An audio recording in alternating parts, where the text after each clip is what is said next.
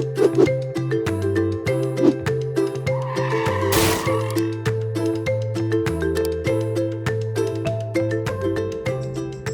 happy Saturday, everyone. And today I thought I would do something a little bit different because it is 8 degrees outside, far, far too cold to be out in the garden. So a lot of you asked to see more parts of the interior of my house, and a number of you have requested seeing my master bedroom suite. So here it is. Let me give you a little history. This is part of my 1932 house, obviously. When we moved in, these bookshelves were not here. And we had all of them built in this room and then in my office, which is right through some French doors across from my office. We also had built a new fireplace surround. It was small, it was dark wood like downstairs, and I wanted to lighten it up a little bit because this room can actually get kind of dark. Something else that we did, that door leads to a dormer closet that's got a small writing desk in it. I'm not even going to open that door and show you because it's very cold in there right now. That used to be a solid door, and I had a new door put in with beveled glass so that we could get a little bit more light into our bedroom. There is, let me pan slowly. You can see that we do have a couple more windows in here with plantation shutters. When we moved into the house, the downstairs in its entirety had plantation shutters. And because we all suffer from allergies in my house, we don't have a lot of curtains. So we put plantation shutters up into the upstairs portion of the house itself. Everything in here there's very little in here that's new. In fact, I was looking at some different videos on YouTube, and it was all about bedroom makeovers and white minimalist bedrooms and things of that nature, and this is far from it. I've got a lot of wicker in here, all of which belong to my mom. It was on my mom's and dad's sun porch in Martinsville, Indiana, and I painted it.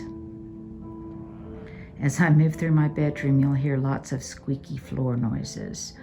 I had it painted a very dark, it reads almost black forest green. It's a color that was recommended and used in a setting in a Martha Stewart magazine years ago. So I had this chair painted. I've got a little side table next to my bed that is also painted in the same green, and then a very long book table. And most of my tables, I have beveled glass surfaces cut for the top to protect the top, and because I just love the way it looks. And I get it actually mail order from a place called Dulles Glass, and they've got great prices. You can order it online. You just give the dimensions and they ship it to you. And then the bookshelves, this room used to be our TV room. And when my kids grew up and away, we transformed it into our bedroom, inspired by a bedroom that I saw from an older home in Charlottesville, Virginia. It was in a Southern Living magazine many years ago, and it had the bed positioned in front of, I believe, bookshelves, which is a look that I love, and down to the monogram pillow. So basically, I kind of replicated that. And Hubs and I are great readers. I may have mentioned before, he has a degree in anthropology, so he's got lots of books on that subject, and I obviously have lots of books on gardening, and I just love the idea of a library bedroom. The table next to the bed that actually belonged to Carrie Nation. It too belonged to my mom, and Carrie Nation was a very ardent prohibitionist back in the prohibitionist era. Some of the paintings and the artwork in the bookshelves belong to my mother-in-law.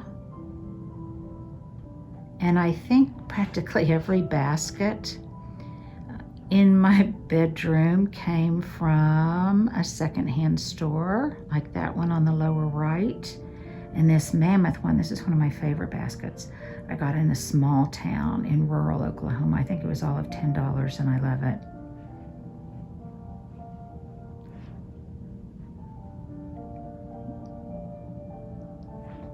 The stool, the long stool at the end of the bed, I had made, and actually it was made out of a rug, an old rug that my husband gave me, an antique rug that my husband gave me for Mother's Day years ago. It was in our living room for quite a long time. It had lots of wear and tear, so I took the good portions of it, and I had this bench, long stool made out of it. And the rug itself belonged to my mom. And we didn't, when we moved in, unbelievably have to have the hardwood floors redone. I did have these large sisal rugs made by a shop literally around the corner that I had custom made to size. You can see I've got some of my topiary in here.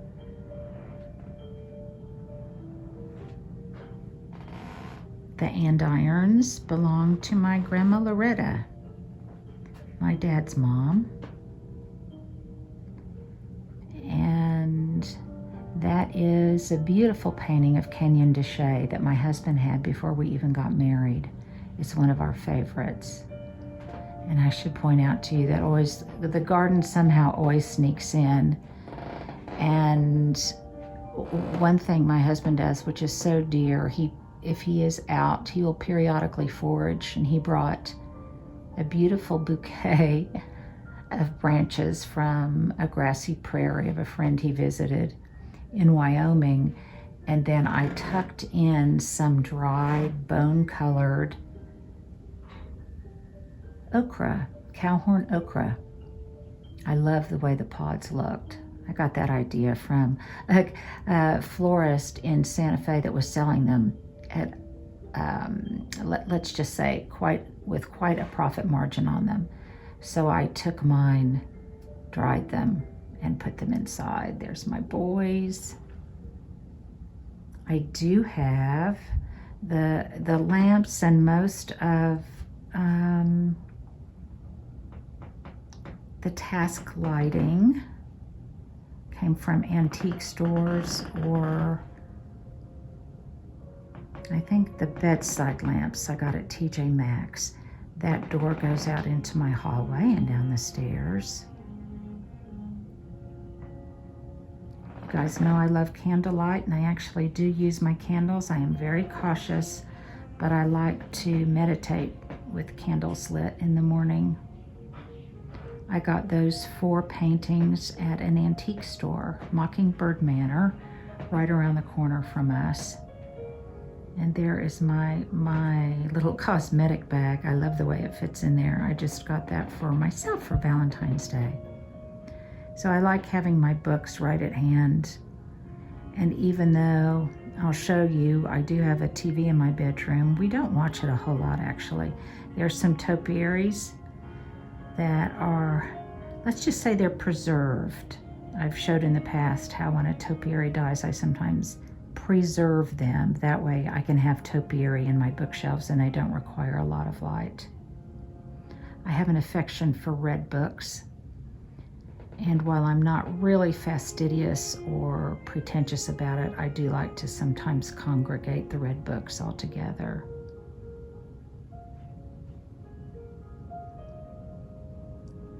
And over in this corner, I have a small writing table. that has a picture that if I told my husband, this would probably be one of the first things that I would save if a tragic event were on the horizon, and that's this painting. My husband got it for me years ago, and it reminds me of my first mother. I love the painting. This is where I have my little books of poetry. I don't read a lot of poetry, but I do read some, and this is where I keep them. This here goes into my office. The French doors were here when we bought the house. And like I say, we do have a TV in our bedroom, though we don't watch it that much, actually. I'm not somebody that can fall asleep to the TV being on. Big bouquet of dried hydrangeas from the garden. And here's another basket from a secondhand store. That's our laundry basket, in case you're curious. These French doors lead into what is now my office. It used to be our bedroom.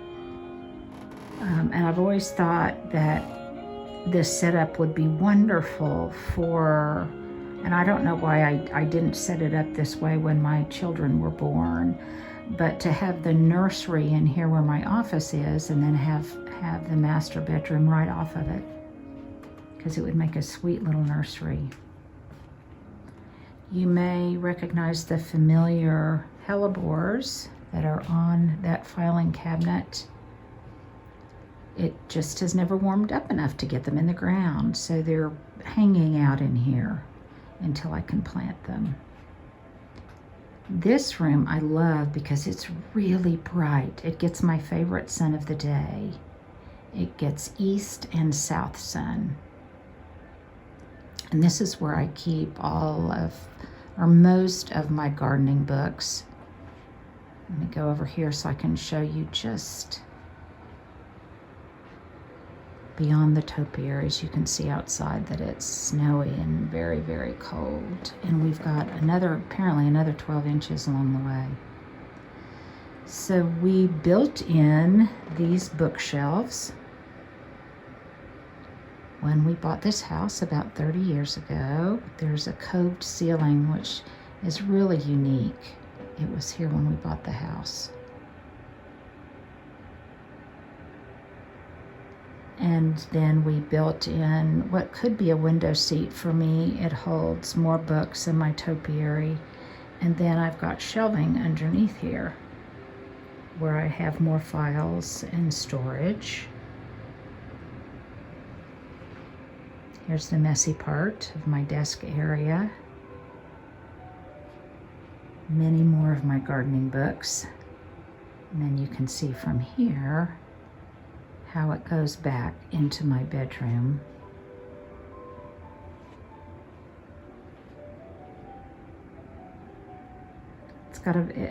I love hints of travel, and it's got almost like a British colonial feel to it that I really like. My son lived in India for quite a while, and I think it's very appropriate for an English Tudor house. These doors had just regular glass in them, and I put beveled glass in them. I love beveled glass and how things look through it. And again, I think it very much matches the period of my home. Houses always are making strange noises, aren't they? And then because I actually do have a number of meetings in my office, I've got some comfy seating areas. Books everywhere. I'm working on a project right now, so I've got a lot of things out for research. There's the coved ceiling again. And this door here leads to my closet and master bath.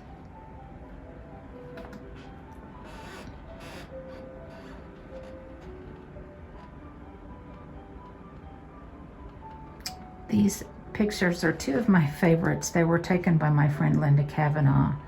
She was the local anchor for years at the news station that I work at, and we went on a photography seminar together, and they remind me of her.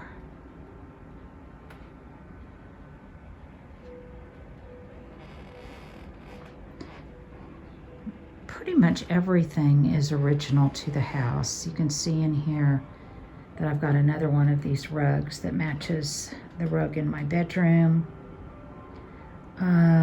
These chairs were in another part of the house and I had them recovered. I seldom get rid of anything. I just try to repurpose what I have. And speaking of repurposing, this desk belonged to my grandfather. And for years it was just stuck in the basement of our Indiana home. And I resurrected it. And because I'm always cold, I've got a throw on my chair. I've got a little space heater down there. I couldn't live without it in the winter time because with these windows it does get pretty cold in here. So there you have it. Just a little tour of my master suite. I do love it. And it works out really well for us. This house has served us well over the years. So there you go, a little glimpse for those of you who asked into my master suite area. You guys have a wonderful weekend and stay warm.